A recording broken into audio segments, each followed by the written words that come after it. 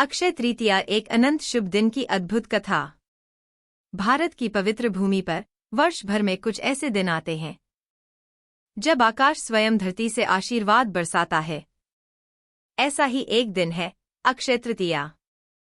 एक दिन जो अक्षय है, यानी कभी क्षय न हो, कभी समाप्त न हो।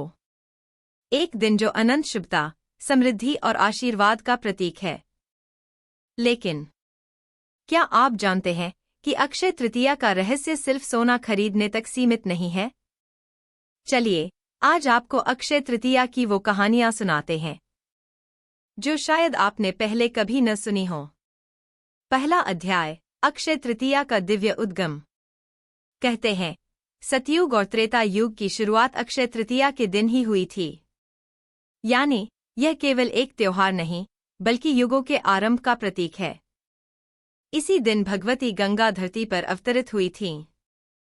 धरती ने पहली बार गंगा की निर्मल धाराओं का स्पर्श महसूस किया था। तभी से अक्षय तृतीया को जल दिवस भी कहा जाता है, क्योंकि यह दिन जलदान के लिए अत्यंत पवित्र माना गया है। दूसरा अध्याय, भगवान विष्णु और परशुराम अवतार। अक्षय तृतीया का सीधा संबंध भगवान विष्णु से भी है। इसी पावन तिथि पर भगवान विष्णु ने अपना छठा अवतार परशुराम अवतार लिया था। परशुराम, जो क्रोध के साथ साथ करुणा के भी प्रतीक हैं, धरती पर धर्म की रक्षा हेतु अवतरित हुए थे।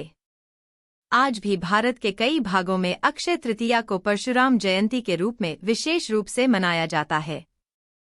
अक्षय तृतीया हमें सिखाती है कि धन कमाना आसान है, लेकिन अक्षय पुण्य कमाना जीवन का सबसे बड़ा वरदान है। तो आइए, इस अक्षय तृतीया पर हम सिर्फ खरीदारी नहीं, बल्कि परोपकार, प्रेम और सेवा का भी संकल्प लें, ताकि हमारा जीवन भी अक्षय आनंद से भर जाए। तीसरा अध्याय, द्रौपदी और अक्षय पात्र की कथा। महाभारत काल की एक सुंदर कथा भी अक्षय तृतीया से जुड़ी है। वनवास के समय पांडवों को भोजन की अत्यधिक कठिनाई हो रही थी। तब भगवान कृष्ण ने द्रौपदी को अक्षय पात्र प्रदान किया, एक ऐसा पात्र जो कभी खाली नहीं होता था। जब तक दुनिया में भूख थी, तब तक उस पात्र से भोजन की धारा अक्षय बनी रही। आज भी अक्षय तृतीया के दिन लोग अन्नदान और वस्त्रदान करते हैं, ताकि उनके जीवन में भी अक्षय पुण्य बना रहे। चौथा अध्याय, कुबेर और सोने की वर्षा।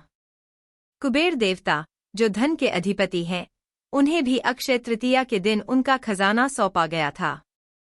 कहा जाता है, इस दिन अगर आप सच्चे मन से कोई शुभ कार्य करते हैं, तो वह कभी समाप्त नहीं होता, जैसे कुबेर का खजाना। इसीलिए आज के दिन सोना खरीदना शुभ माना जाता है, ताकि लक्ष्मी जी का स्थायी वास आपके जीवन में हो। पांचवा अध्याय, आज के युग में अक्षय तृतीया का अर्थ।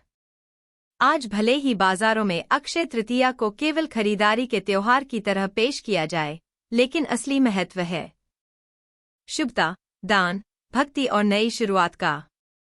नए काम की शुरुआत करनी हो तो आज का दिन सर्वोत्तम है। अन्न, वस्त्र, धन, जल और ज्ञान का दान करें, ताकि आपके पुण्य भी अक्षय हो जाएं। कोई नया संकल्प लेना हो तो आज का दिन उसे चिरस्थायी बना सकता है।